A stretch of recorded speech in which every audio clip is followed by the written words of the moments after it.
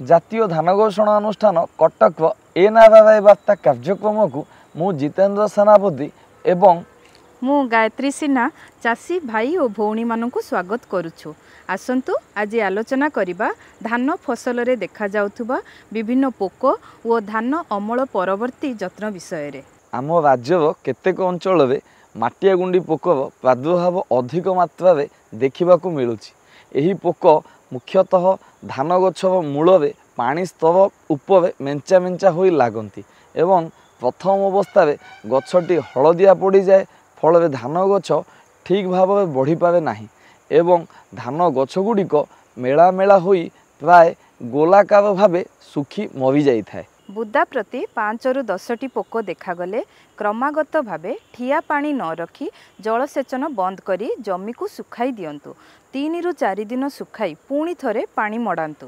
यापर जदि पोक नियंत्रण न हुए तेबे एकर पिछा 94 मिलीलीटर ट्राइफ्लूमेजोपायरिम 10 शतकड़ा एससी किंबा 120 ग्राम पाइमेट्रोजिन 50 शतकड़ा डब्ल्यूजी किंबा 80 ग्राम डिनोटेफ्यूरान 20 शतकड़ा एसजी किंबा 60 ग्राम फ्लोनिकामाइड 50 शतकड़ा डब्ल्यूजी 200 लिटर पानी रे मिसाई सिंचन करंतु। सर्वदा मने रखिबा उचित पाग परिष्कार थिबा समय रे औषध प्रयोग करिवे। चाष पद्धति द्वारा माटिया गुंडी पोक नियंत्रण करा जाई पारिबो।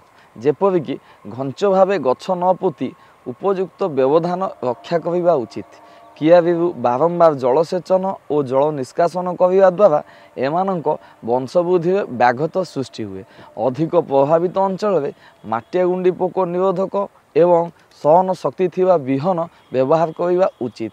प्रति 2 मीटर व्यवधान में गोटे धाड़ी गछ न लगाई खाली छाड़ी देवा आवश्यक। जदि धान गछरे सहारा रोग देखा जाए तेबे एहार दमन पाई एकर प्रति 400 ग्राम कपर हाइड्रोक्साइड 77 शतकड़ा किंबा 400 ग्राम टेबुकोनाजोल 25 शतकड़ा प्रयोग करंतु। जेउ चाषी भाई मानक शतकड़ा 80 ରୁ 85 भाग धान पाकल हो गलानी शीघ्र अमल कर दियंतु। अमल पर भल भाव सफा कर धान को सीमेंट चट्टाण में 3 ରୁ 4 सेंटीमीटर बहल में समान भावे खेलाई खरारे सुखांतु।